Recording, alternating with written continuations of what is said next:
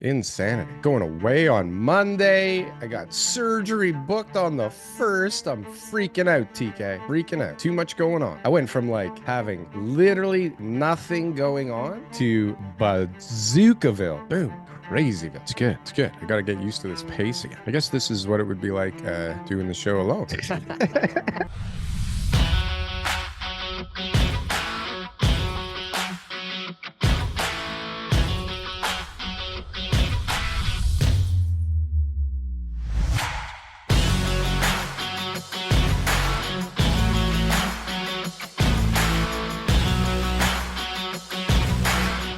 You're generally into the most current events. So what's going on out there right now from your perspective? Because I feel like my life is making my real estate feel more busy right now. So, I mean, when it comes to March break is always a weird time, you know? Like, we always advise people not to list during March break because people are out traveling the week before, the week after. There's always a weird sort of vibe. But then there's people who are like, hey, it's March break and good time to buy. I only have this amount of time to actually go out and look at houses and stuff like that. So it's kind of weird. It's hit and miss. I would say overall activity is always going to be a little bit down in March. Wouldn't this be a good buying opportunity for the ones that are listed? It potentially could be, exactly. So anyways, we had a good week. Things were busy, but showings were down for sure. Showings were down. Showings were down. Yeah. We had a pretty booming February. And so now since March has started, which is only a couple weeks, we're like, the showings are down. So is that March break, or is that, buyers are just already the hot ones already bought? I'm not going to read too much into it. Bottom line is, when people are asking me what they need to do, each person's got their own individual situation, right? So I got listings that came up during March break. I had an offer date March break. I sold it 175,000 over asking. My clients got a price that we believe is higher than what we were expecting. Higher than what you were expecting. Yeah. I mean, the clients wanted obviously more, like anything else, but we looked at like, what's our base case? And we got more than that. Ooh-wee. Guys, thanks for watching today. If you haven't yet, drop us a like, comment, and subscribe. Hit the bell and be like Dawn. Get another YouTube account and double subscribe. Double subscribe like Dawn. You're telling everybody else to subscribe. Well, have you double subscribed? D is for double subscribe like Dawn. Please subscribe. And well, ooh-wee. Did we get so when was the previous sale on the street? Like, did you beat that? Was it less than that? When was that? It's such a unique property that you can't really, like there's semis that are like, different, and then there's detached, different size detached. How close you are to blower will determine, the value and stuff like that too. So based on what we knew and what we saw, the last sale of a home like theirs that needed lots of work, we got $275,000 more. But I mean, the market was a little bit different, and the condition was different too. So it's not really like, I'm not going to brag and say that that's what we did. Can you give us the price range? Like 1.5. 1.5. Yeah. So, and we had multiple offers? Yeah. Multiple offers on a $1.5 million house in what area of town? We'll call it Ossington and Newport. Okay. So downtown. Yeah. Downtown. Outside the core, downtown. Wow. Yeah, I mean, sure. People want to live downtown. I mean, and that's the thing, is people want to live downtown. This had a laneway parking situation where there's laneway housing possibilities. A lot of guys were interested in that. There's teams out there. There's people out there right now that have amassed a squad of people looking to build multiplexes and laneway houses and garden suites. They're the small scale guys. Yeah, they're the small scale guys, but they're raising money. The suckers, and they're out there get killed. Yeah, they're out there raising money, doing well. I mean, this one that I got that I'm working on, these guys have done a good job with it, and the appraisal came back in. They're making a ton of money. So like, it's just maybe because they had bought it, at a good price and everything else, right? So you got to buy right. Yeah. No. They bought it like 2021. And they got it for a decent price. This is every deal. If you buy it right, and you can make sense of it, especially in times where interest rates are a little higher. Yeah. They're also very experienced with construction too. That helps. That's the thing, is when you go in there and you do a heck of a job and you make the materials the best for rental quality, the timelines are met, all that kind of stuff is done. they've built like, you know, multiple homes that were like luxury products and stuff like that. So it was a really So is good. that who bought it? Is that who ended up buying it? Somebody that's gonna, No, I mean, as far as I know, but people or an always end lie. user, right? I think it's an investor who will eventually be an end user, but I don't know. People don't tell me the truth. You know, I hear what they Buyers. say. They're Hmm. buyers. Yeah, I hear what they say. So yeah, I mean, it's an interesting kind of spot in the market. So, but I guess it's easier to pay more, like we talked about. Remember at the very beginning when the whole laneway and garden suite came out, and I said that's going to push prices up because people are going to find like a reason or an ability to pay more because of those Yes, extra suites and that you might be income, right right? in certain situations. Yeah, like Yeah, so in certain situations, because it's a rundown house where an end user would say, oh, I got to spend all that money. But an investor goes, oh, it's a detached rundown old it's house with a 5 big lot units. or a Yeah, laneway suite. And that's, yeah, you're right. I can pay a little bit more, especially in a bidding war situation, But right? is the What government is focused on making prices more affordable or rents more affordable? And are those two things what? tied hand in hand?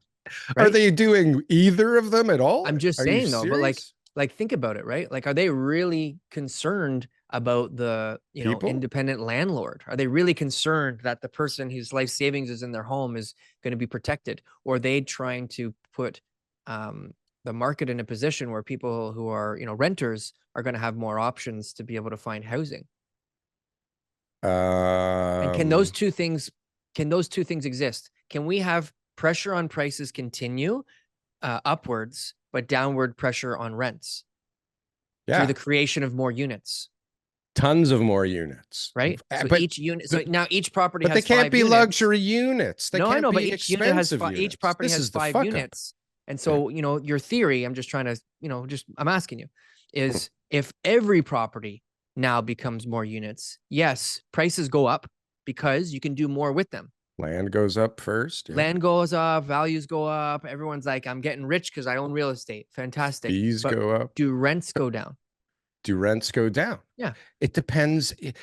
You But cannot there's a at the scenario. moment get Yeah. enough of the right inventory on the market quick Yeah. enough in order to have it make that kind of an impact, Yeah. right? Is it theoretically possible? Probably not even right now because there's not enough humans to even build it. If they said go, just go, no rules. Like here, these are the setbacks, these are the height restrictions. Go, do your thing. Right? Here's a bunch of free money to even do it with. There's no people to actually do what's necessary to be done. And if you bring in a bunch of unskilled people to do it, I mean, imagine what the next step is going to be. Like it's going to be people's houses falling apart or exploding because people didn't know what they were doing to build them. Yeah. So I guess if we get automation going at some point soon and we can start like really pumping out a bunch of ugly, shitty little houses for people, like Well, okay. So first of all, Daryl, we should be going to the home show every year and doing our show from the home show. that's Like a good, we're a real estate show, and we could give out T-shirts. yeah. And I guess we could get more subscribers. Is this where you're going right now? No, what I'm trying Where to the say is hell are we at the home going? show, we would have Yeah. noticed that they've got these prefab garden suites and that they've got some Yeah. I saw a innovation video. in the prefab home space, Yeah, but the right? people think it's shit. This is the problem. There's like this stigma around modular and pre-built stuff. And I think it's getting better as the necessity for it becomes greater. But up until now, there hasn't been much of a cost savings. I mean, yeah, you go to the home show now, you're going to see a garden suite, The retail price is a huge cost savings $100,000 over, you know, a custom garden suite. for sure. But I Yeah. mean, has anybody lived in one of these yet? And what is that experience like? And then like, let's talk 5 years down the road and see what that living experience is like in this thing. And maybe they're fantastic and they're They're amazing, CSA approved, the but there's no installation and wiring and all foundations. that and Like it heating and doesn't everything like that stop there. is all fine. Yeah, but there's no plumbing. You got to plumb them. You have to do all Yeah. the services to the thing. It needs a Sure. But if foundation they're or it's gonna. 150 grand and then you put in Yeah. 50 grand in services, you got a $200,000 garden suite in your backyard.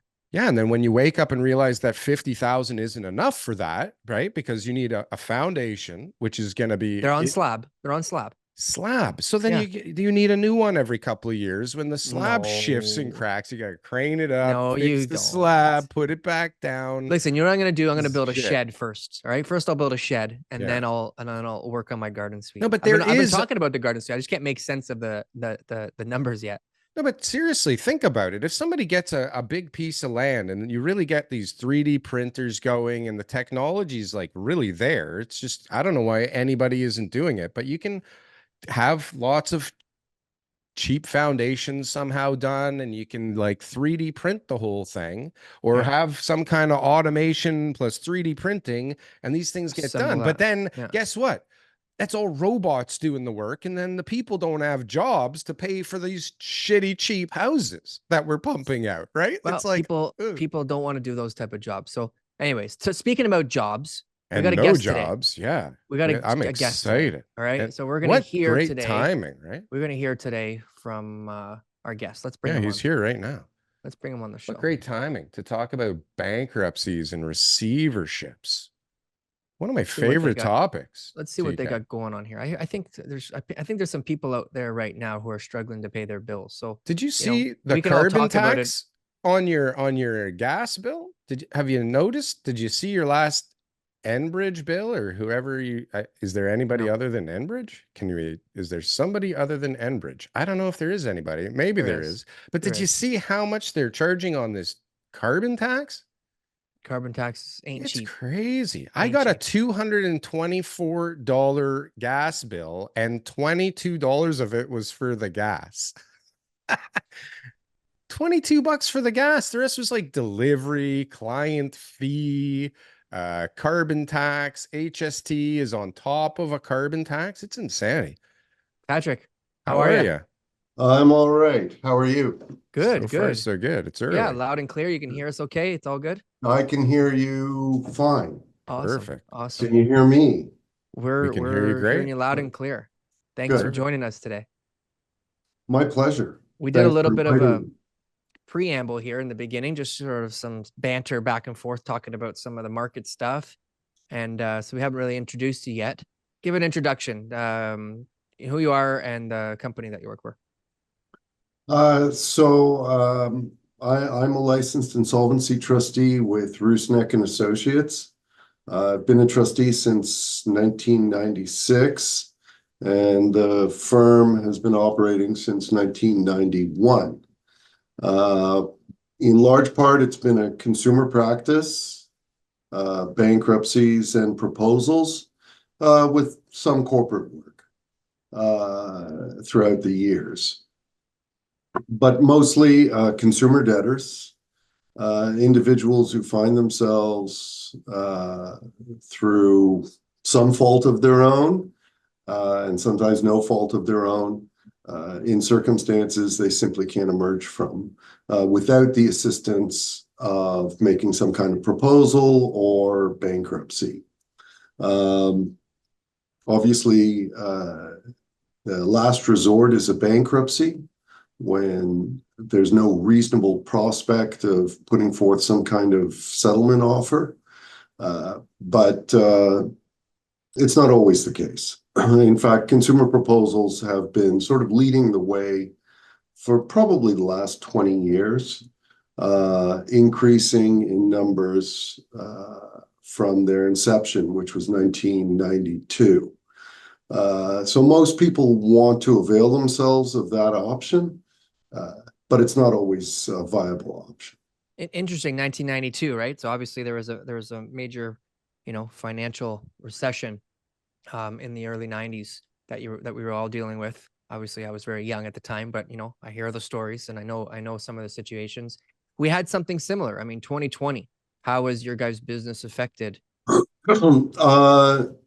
Surprisingly, intuitively, you would have thought that insolvencies would go through the roof at the beginning of the lockdown and everything else. The opposite occurred. So insolvencies dropped dramatically during that period. Everybody got CERB checks, right? Well, yeah, I was gonna say it's probably a combination of a couple of things. One was the government was pumping out gajillions of dollars to Gajillions, people, yeah. and businesses, and banks and lenders were reticent to, engage in the sort of normal collection activities. The optics just would have been so bad, would be my guess, that particularly for the chartered banks who were still making profits of, $3 billion every quarter or $1 billion every quarter, to be coming after people who weren't allowed to go to work. So there wasn't a lot of collection activity at the time, and of course people were getting money. When did you see it increase? When did you start to see it increase? I mean, was it like right when rates went up, or was it sort of more recently now after they say it's about 18 months before interest rate hikes take effect? Whoa, hey, ow. Ooh-wee. Yeah, like, comment, subscribe. I'm double subscribed. Do it yourself. Didn't get to fix the show though. Didn't get to fix the show. Yeah, the increase has really been sort of more recent. I think banks have re-engaged in fairly aggressive collection activities. The money has dried up from the government, and people are finding themselves now carrying debt loads that just aren't sustainable, either on their earnings or on their fixed incomes. There's been an increase over the last, I don't know, probably 5 to 10 years of seniors finding themselves in difficulties. And so there's sort of the baby boom generation who's hitting retirement, but they're carrying debts into retirement. And they can't, hang on. They can't pay for it, especially when they renew at a higher rate, right? Well, certainly when it comes to, if we're talking about real estate, then a lot of those baby boomers may have substantive equity in their homes, but nonetheless, the fixed incomes that they're getting aren't enough to support what mortgages they've still got left, plus increases in property taxes, utilities, and everything else, along with servicing, Visa cards, lines of credits that they were carrying when they stopped working. Why would a bank decide to do a consumer proposal with a individual who owns real estate? Let's say, you've built up all this personal debt, but your house is debt free. And so then you go to the banks and say, hey, fixed income, can't pay it anymore. Is that like the law? They have to negotiate? No, consumer proposal? they don't. So when it comes to putting forth a proposal, it's very much like an election. Creditors get to vote on the approval or rejection of the proposal, just like any election. The distinction is it's not one creditor, one vote, it's $1, one vote. So, but creditors typically will make a business decision. Is acceptance of this in our best interests? Does it maximize our recovery? If it doesn't, they may very well reject it. Generally, what they're going to do is look and say, oh, here's the offer on the table. If we reject this offer, what's the alternative? Well, typically the alternative is bankruptcy. So it's very easy for them to determine, in part because I have to provide a report that lays this out, what they might anticipate in the event that a bankruptcy occurred. If the proposal provides for an amount that's similar to what a bankruptcy might, or it exceeds what a bankruptcy might, that's going to lead creditors to approve it, notwithstanding the fact that in doing so, they might be taking a haircut on what they're owed. Yeah. But you're absolutely right. If you've got somebody who owns their house outright, it is a very hard sell to convince creditors that they should take a haircut on what they're. Gotta put that house in somebody else's name. You gotta Well, change that It thing in probably advance. is already All right, by listen, the time they get to Patrick. Dog owns the right? house. I don't know. People must come to you with all kinds of interesting kind of setups or techniques to get Scams, Darryl, I call around scams to not pay people, or I guess funneled money towards other things instead of creditors. What are some of the most interesting kind of scenarios or webs you've seen weaved in your days? Well, not too long ago, I dealt with an individual whose virtually everybody in the family had, over the last 8 years, filed a bankruptcy. Like dominoes. It's your hot potato.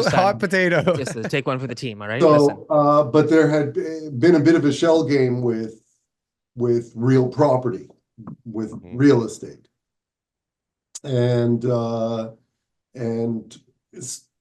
my file was sort of the last in the line, and the individual really had never worked, quite frankly, but somehow had amassed about $180,000 in unsecured liabilities, and had engaged in a transfer of the matrimonial home, which in turn was transferred to one of the kids.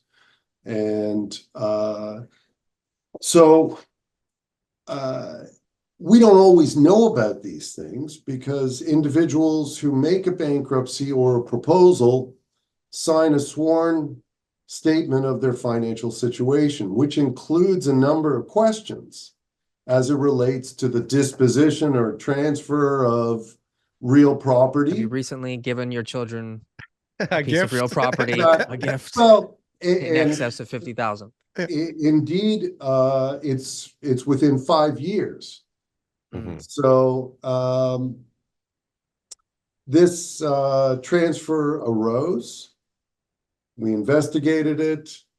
We pursued it. Ultimately, the government got involved as regulator of bankruptcy and insolvency matters, and they assigned the file to their special investigation unit.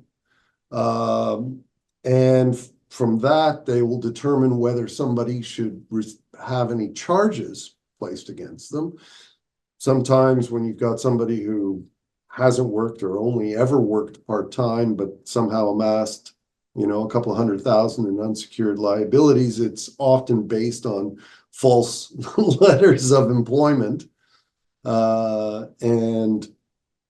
or money's being funneled into their bank accounts, but funneled out again, to look as though they're generating a level of income that they actually don't have. And unfortunately, for this particular individual, whose investigation was still ongoing with the RCMP, this individual recently passed away, sadly, but it's probably the end of the line for this investigation. But we see it fairly often. Nobody wants to lose their assets, and people have concerns about losing their assets. The classic settlement of property is transfer of the matrimonial home, and typically for natural love and affection. But it doesn't wash in the face of having debts. If somebody transfers their home and at the time of the transfer they don't have any debts, then it's fine. It can raise other issues like you incurred all of this indebtedness subsequent to the transfer, which may suggest some kind of premeditation of getting money and goods and services. with an intent of not paying.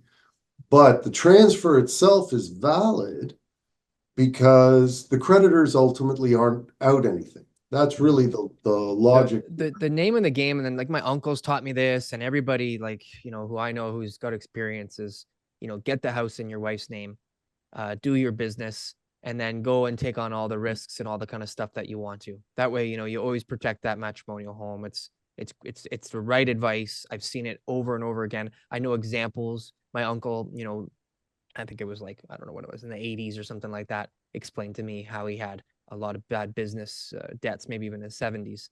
And that because the house was in his wife's name, it was protected. And then once he cleared up his mess, you know, the house is protected. And then he went on to start doing more business again. Maybe he chose a little bit safer route. So that was always ingrained in me, and as a little kid, is that's the goal. So now that we've got all these new changes, I mean, interest rates are coming up and people are starting to really feel the pressure. And you said that applications are starting to increase a little bit, which is, you know, to be expected. You know, what type of situations are you encountering like who? the most? Yeah. Is Well, it they bought a house, they refinanced? Why are they in trouble? Yeah, certainly. That's true, I've totally. seen a couple of people. It's really just starting now with individuals starting to basically abandon homes, saying, that's it, I can't do it. And Homes that they currently live in, or pre-construction homes? Oh, really? no, yeah, Really? even homes they live in. Because bear in mind, a lot of people were dealing with their unsecured debts through second mortgages, Right. Line of credits. or secured lines of credit, the home equity lines. You know, and these things, home equity line can be an excellent way for individuals to sort out their unsecured liabilities. Yeah. If they've amassed them. The cost of servicing it is typically reasonable, and you usually only have to service the interest. Of course, you don't take anything out of the principal. But if with interest rates rising, it's put a real strain.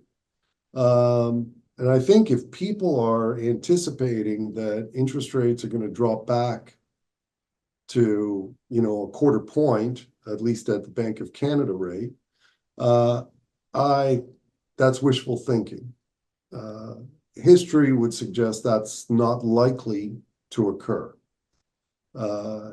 The era of cheap, almost free money is likely over. In anticipation of this, and I've also happened to be of an age where I have the benefit of remembering some of these things. But back in the 1970s, throughout that decade, the average Bank of Canada rate was 7%. And in the 80s, there was a spike in the early 80s where it was up to sort of 18%. But the average in the early 80s was about 6% as well. And in the 90s, 6% throughout that decade. Yeah. So I think that if we're to look at the Bank of Canada interest rate, the 2000s, the first decade, is likely the best one to look at. And that average was about 3%. Mm-hmm. Which is low. Yeah. Which is low. I mean, 3%. It's low. We're cheering for 3% right now. 3% would be a dream, man, right now. Okay. Holy shit. But you know what people will argue with this, and you're 100% right. Historically, rates are still normal for sure, if not low. But the wage gap, but the gap between wages and house prices is insane compared to those periods that you mentioned where the interest rates kind of spiked, and Oh, there's no question about that. right, and that's killing people all over the Sure, place. because it doesn't seem to matter now. We're not just talking about big centers like Toronto or Vancouver or Montreal or maybe Halifax. Any kind of search on real estate in Stratford or Brantford or Campbellford, you're still going to see prices that are unheard of. And so if, somebody has the good fortune to have a substantial down payment or when they started, and all they've got is a $500,000 mortgage, which is still huge, the hit that they're going to take is going to be enormous on a monthly basis. Yeah. Perspective, and it's on top though, of, right? It's compounding on top of the food and the gas and the kids stuff and the drugs and the cigarettes, and everything is like crazy now. Here's my take on it, Patrick, is that what you just said there is very common as far as the perspective of generations who have made the right decisions as far as paying off their mortgages early. If you're under 40 years old, you look at a $500,000 mortgage as being nothing. Nothing. It's like, I'd love a $500,000. I took $1 million. There's people right now posting on social media their mortgage statements where it's like $1.2 million mortgage statement, $85,000 in payments, and only $1,500 $3 in interest, right? Towards the principal. Well, and so this is the shift that needs to happen. Is we need to get people back on track with debt is bad, taking on too much mortgage is unhealthy. It's not sustainable. It will take you the entire term of your life, your working life, to pay off $1 million mortgage. Those are people that followed the rules, though. They did put down 25, 35%, and they still took a $1.2 million mortgage. And then all of a sudden, their $3,800 or $4,200 payment was $8,000, right? Yes. Absolutely. And it's hard. Like, there's not too many people that make $4,000 more per month all of a sudden and can absorb that, or even how many people can take $1,000 extra a month and absorb it right now? Most people are like dealing with Patrick. They're in debt up to their eyeballs, or they're extended on credit cards and unsecured debts, and guys named Howard on the street for 25% a month, right? Like, I suspect that what will happen, at least in the real estate market, and you guys would know more about this than I do, but one of two things is likely to occur. People won't be able to afford servicing the property, either by way of their mortgage payments or increased property taxes, utilities, and everything else. Carbon taxes. They'll either abandon it or they'll say, we've got to sell it. Now, that's unappetizing in an environment where rents are skyrocketing as well. But I remember reading an article probably last November or December that said there was about $250 billion in mortgages coming due this year, and about $350 billion next year in 2025. And even though interest rates may have eased somewhat by next year, it's hard to imagine that they're going back to a 5-year fixed at 1.8% or 2%. More realistically, people are going to see 5%. This is the renewal crisis. This is the new renewal crisis. And so, it's very real. We had a few other situations where we had, something called a trigger rate crisis. And then we had a mortgage. Well, first we had the mortgage deferral crisis, cliff, then it was deferral cliff, and then it was the trigger rate. So now we've got this renewal crisis, but how bad is it? I mean, I only see the scenarios that I'm close to. And there's a lot of people who are struggling right now. and they can't afford that renewal price. No, but there's 8 especially if people they that can bought within the last replace them, couple of years. right? And 8 that's new people that can come in and take it on. Yeah. And so there's a lot of equity that's going to get burnt up in this market, because you're right. There will be people who need to sell, and they will have to sell for whatever price that they can get. But what they're going to do first is, and please correct me if I'm wrong, is they're going to go to the private lenders and unsecured markets and all that type of stuff in order to borrow as much money as they can to keep their head above water, just to see if rates do come back down low enough and the market does come back high enough refinance, baby, to be able to sustain it. Like, not too many people have the foresight. You know, you're in the business, so you're seeing things. So you might be able to say, oh, this is the situation I'm in. I'm going to make these decisions. Similar to me in real estate. With these financial decisions, people don't have the clarity. They're very foggy. They just start making one bad decision after the next until they literally can't get out of the situation anymore. Well, but you also have the Bank of Canada that says, or the Fed go, next year there's going to be 6 rate cuts, and then it, disintegrated into 3, and people are making decisions. This is what I was complaining about before, is the Bank of Canada said rates to the floor for so long, and everybody makes their decisions based on that. And then they can just say, oops, sorry, now it's going to be this. And everybody's like, oh, okay, crap.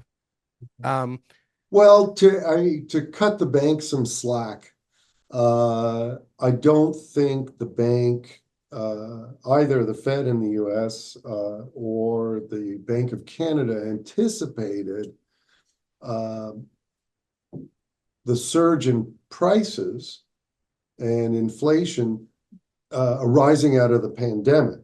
I don't think it was totally counterintuitive, the idea that the housing market went insane while people were locked down. Right. Well, in retrospect, though, if you think about it, when you pump trillions of dollars in the economy, lock people up, and make it like you can buy a house with the press of a button. In retrospect, it seems kind of obvious that if you could get money for 0.9% and get a house, and nobody was checking your income, right? Right. Well, that may have driven it in part, but certainly, my guess is that aside from those who received federal money, who ought not to have received it, they're not going to qualify. Somebody who got a bunch of CERB money isn't going to qualify for a mortgage.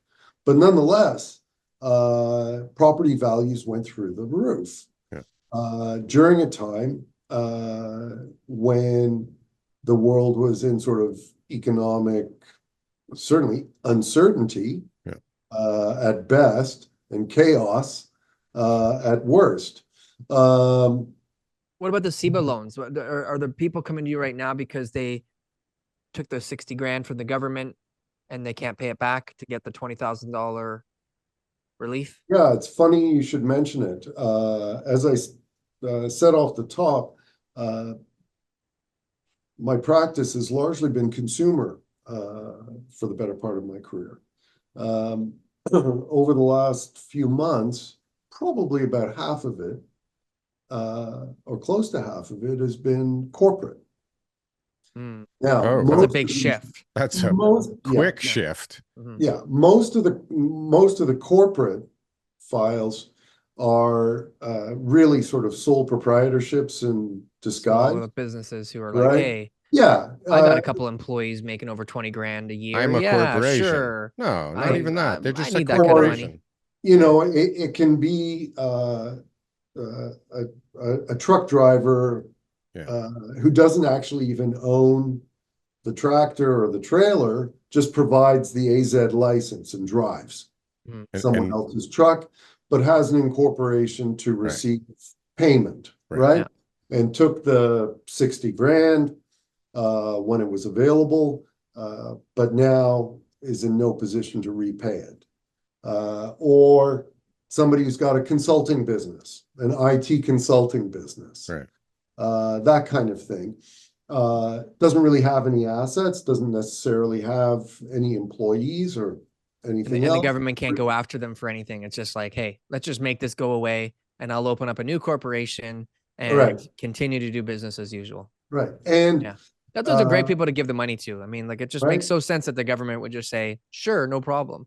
Yeah, Right? I think at the time that the you know, when all of this unfolded in early 2020, that the government was in a bit of a panic, and they're probably not the only government that was in a panic, and it was, let's get the money out Mm-hmm. and we'll clean up the mess later. So really all those clients, though, just from what I'm hearing, Patrick, is it's really just the government just taking a bath here.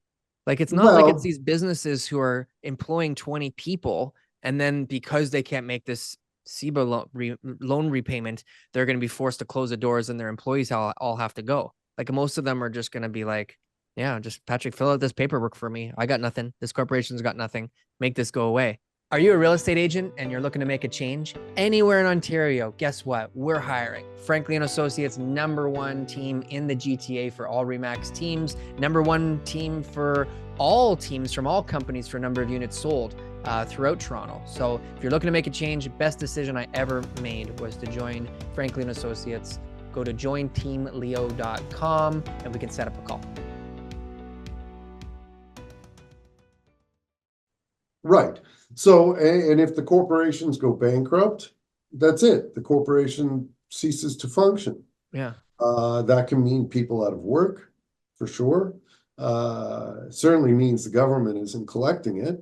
And there, of course, you know, all of the pandemic relief, and it's not just the SEBA or the CERB on a personal level. You've also got the rent subsidy. You've got the wage subsidy that the government kicked out to people. Mm-hmm. And none of this holds a director's liability for the directors of companies. So which maybe should have, you know, that would have been. I was just going to ask that. Yeah. Immune. Right? Really? Yeah, the only director liability is HST and source deductions. Yeah.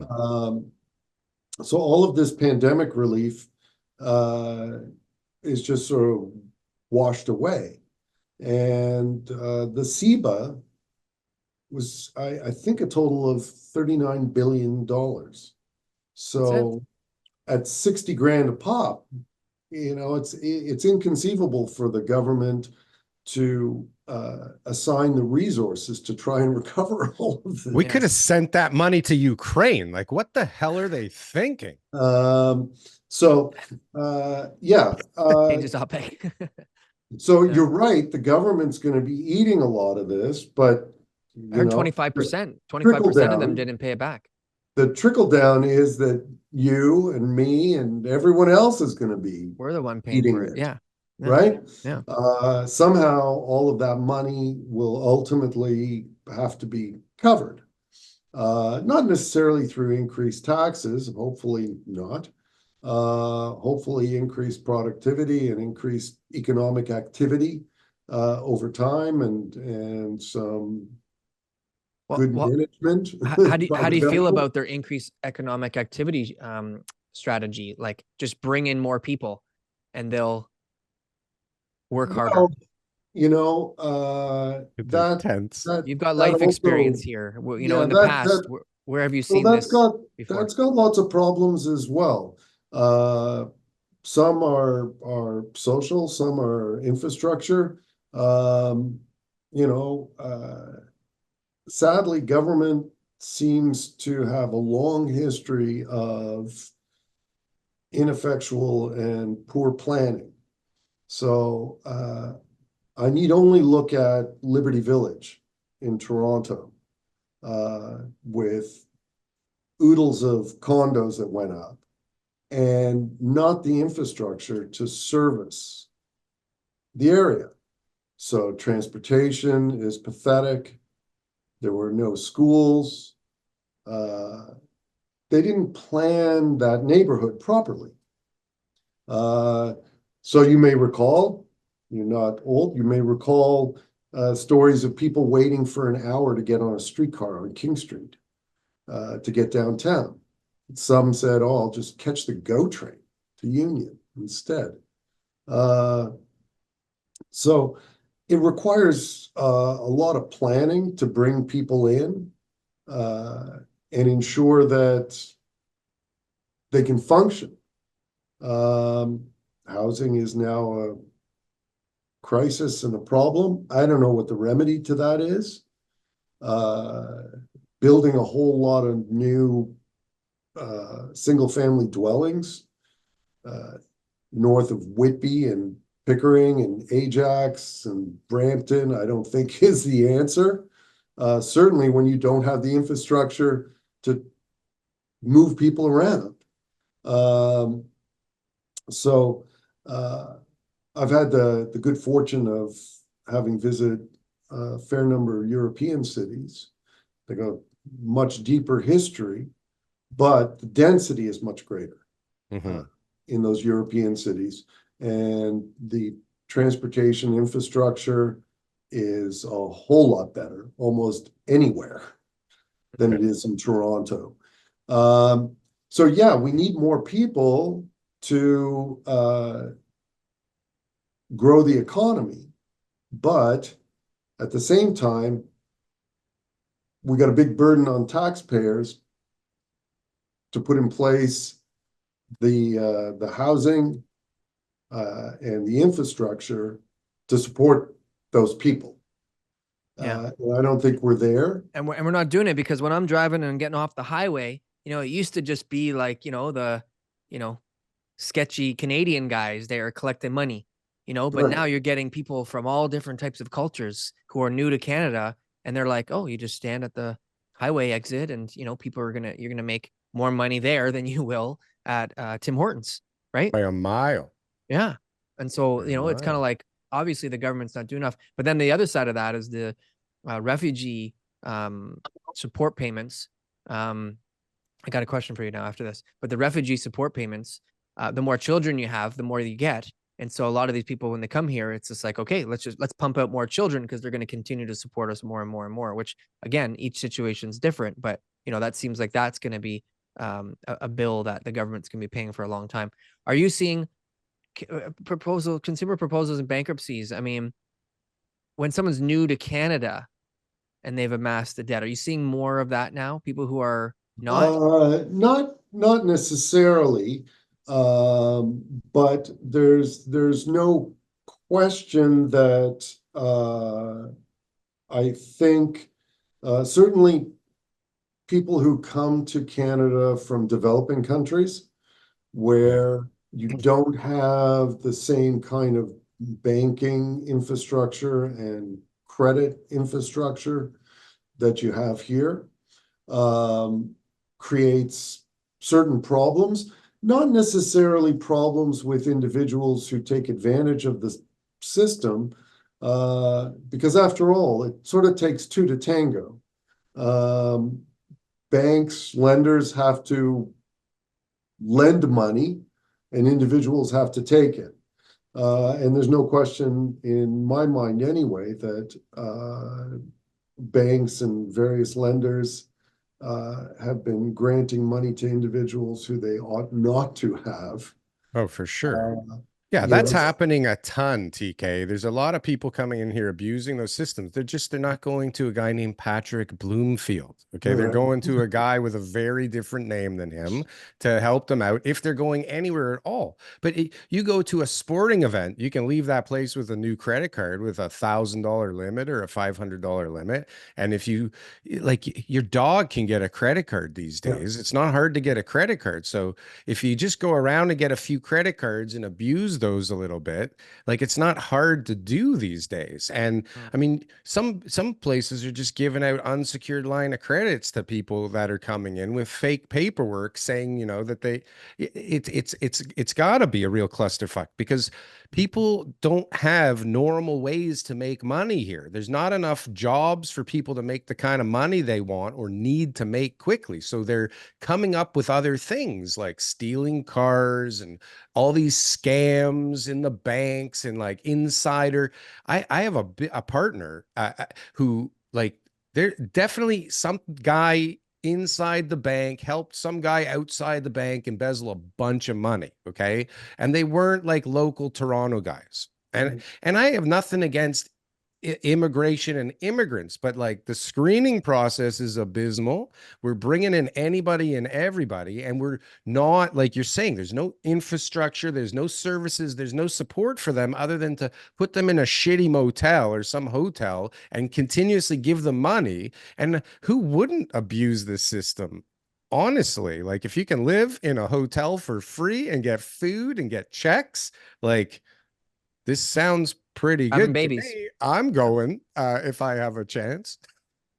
There's no question that what you say is true about getting credit cards.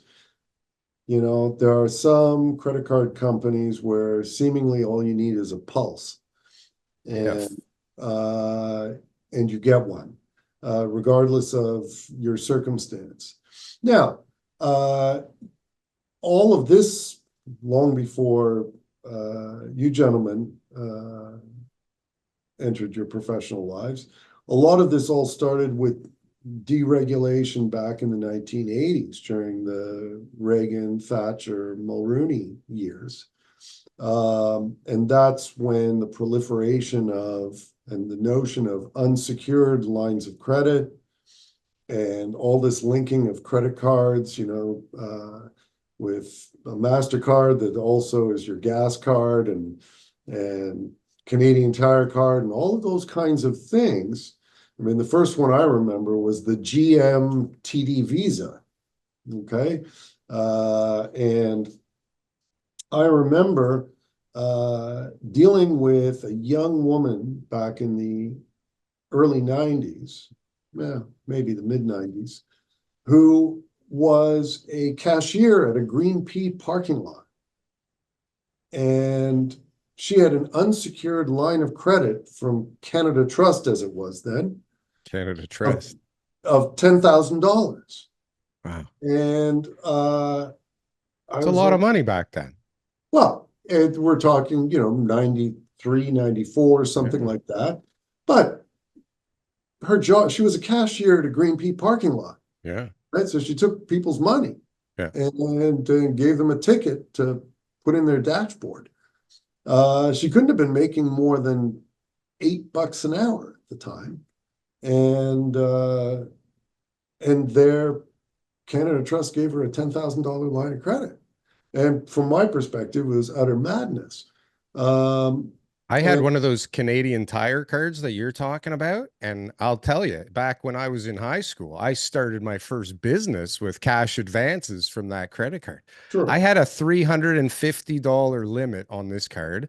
And I went there and I took $350 cash out. I was like, oh, that's kind of cool. Went back the next day, asked for some more money. They gave me another $350. Because back then it was like, you know, you signed for something. There was no computer system. It was like 3 days in a row they gave me $350 cash. They didn't even know that they gave it to me the day before and the day before, right? So all of a sudden I got $750 cash and I'm 16. So that was my seed money for my first business. It's crazy that they gave me even a credit card at all. Okay. I didn't have a job. I was 16. Like, but this is this is back then. It's so much looser now. Now you go to the hockey game, you leave with a t-shirt and an MBNA card. Yeah. So credit is ubiquitous. It's everywhere. And as I say, it doesn't take a lot in order to get whatever credit you want. Which is, you know, the Bank of Canada has also been warning about the level of consumer debt in Canada, not just recently, but for years now. And everybody's sort of over leveraged. And at some point in time, there's going to be a hit. But banks have given it out because they've been making money hand over fist. And they're making it at both ends. You know, whenever you use that card, they're getting 1.5%, 2% of whatever that purchase is. Yeah. And they're getting it at the back end when you don't pay the balance in full. And if they were losing money hand over fist, they would be tightening their credit requirements, but they're not.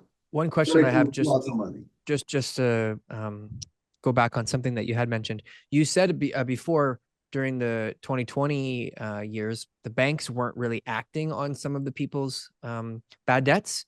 So what are the things now that you've seen where the banks are, more, strictly enforcing collecting these debts? What are they doing now? Well, there's been increased aggressive activity on the collection agency front. So these are third-party companies who have accounts assigned to them, or in some cases, these companies buy the debt at a discounted rate from the bank or from the lender, and then chase after the full amount owing. There are also more statements of claim, more court actions taking place than there were. In part, that may also be a function of the courts pivoting to online, and very much a learning curve for, I think, everybody.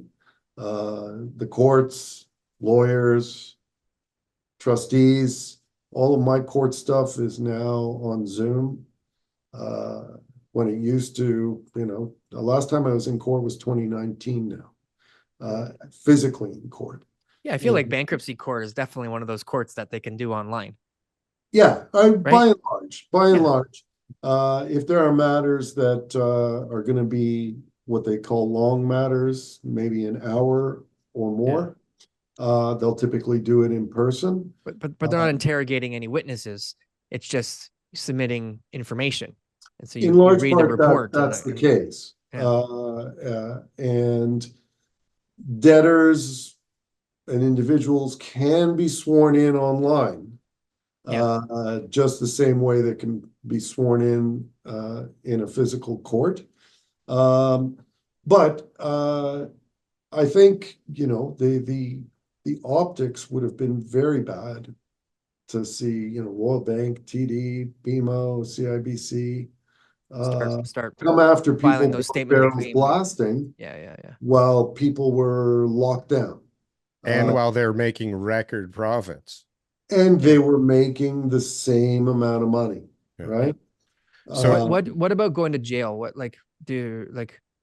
What's the sort of financial level, like the severity of, people's scams or debts that could, end up winding them in jail? Charged criminally. I've never seen anybody wind up in jail. That's good to know. Well, kind of doesn't really deter anybody from trying to scam. It's sort of, right. That's why so many people are stealing cars, because nobody gives a shit. No one goes to jail anymore. It kind of makes sense. 150 years ago, there was debtor's prison, and you would go to jail and you wouldn't get out until your debt was paid. Well, how are you going to pay it if you're behind bars? And so that didn't benefit anybody. The government still had to keep the person in prison or in jail. Cost them money. And so you had the emergence of insolvency law in the UK and in Canada. So even when there is convictions for fraud, it usually amounts to restitution orders. So go back to work and you're start ordered paying this off. You're ordered Garnish to your repay wages. however much, right? $100,000, $60,000, whatever it is. And in the context of bankruptcy, when these investigations take place, charges are laid, and convictions are entered, it's what's called a freestanding restitution order in favor of the trustee, and the person has to pay this. They don't go to prison. They don't go to jail.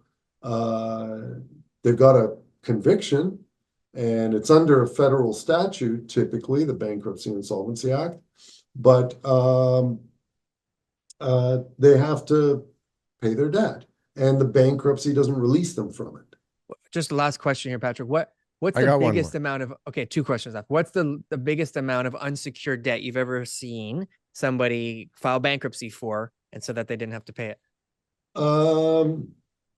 Probably well, this is probably about 5 million. Whoa, what's that guy Unsecured. doing now? Yeah. Now, in part, that wasn't just like credit cards and lines of credit. That also happened to be Business an loans and- individual. A Well, plane in part it was and a business. yacht. I borrowed $500,000 off Darryl and promised I'd pay it back. That's right. This Promissory guy note. had no. He had He invested bought a Lambo. in Yellow. just a plethora of real estate. So he had about, I don't know, he had bought and sold and oodles of properties. And when he finally got stuck, so he started in the late 80s. And there was that speculative bubble in the late 80s, and it all started to crash and burn in 1990, 91. And he got saddled with being on the hook for a boatload of mortgages on properties that had dropped in value and had been taken over by mortgagees.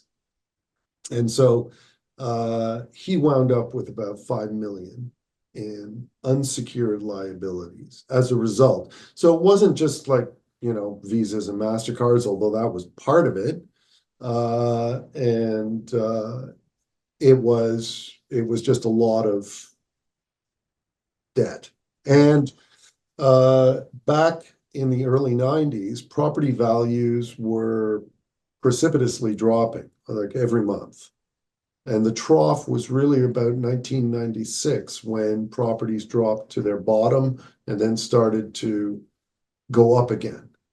And this is a problem. This was a problem back then, and I suspect it's going to be a problem again for some people.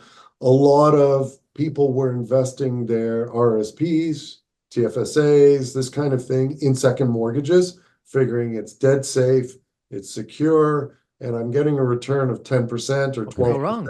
The guy's done it 3 times already, and he's paid back all his investors. He's a pro. He knows what he's doing.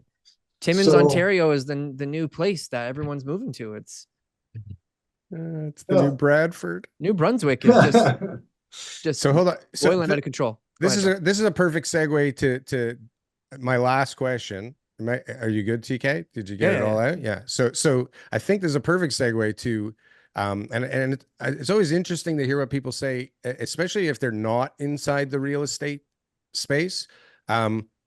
Based on everything going on right now and what you know in your perspective, what would you guess is going to be the next move with interest rates? I suspect interest rates may drop, but there are a whole lot of external factors that there's really nothing Canada can do about it.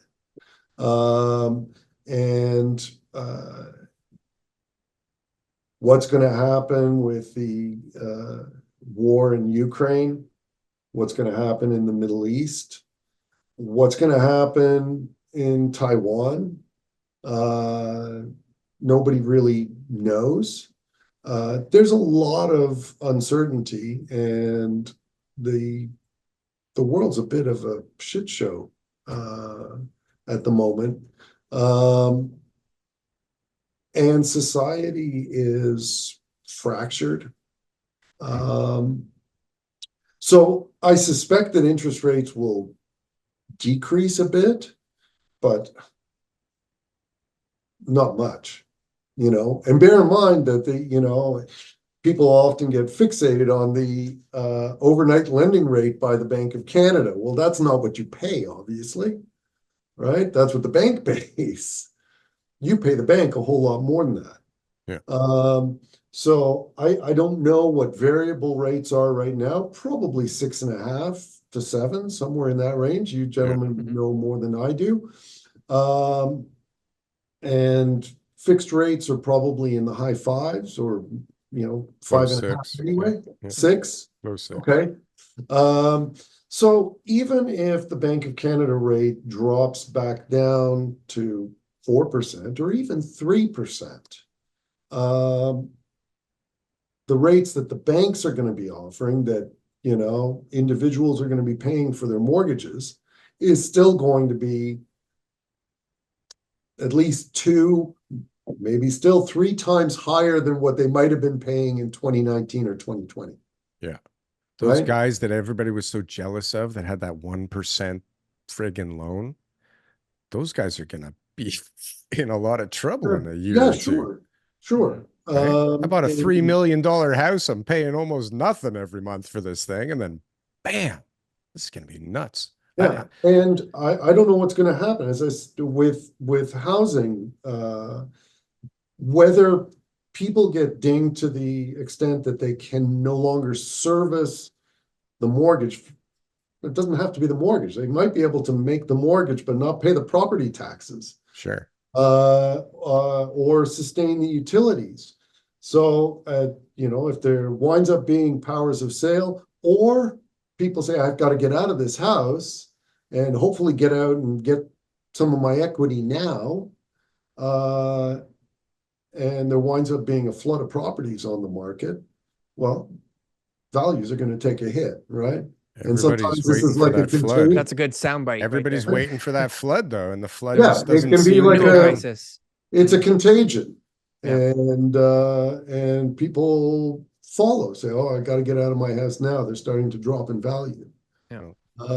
And that's not, you know, these things do take time, as you were talking about, interest rates, a year and a half to work their way into the economy.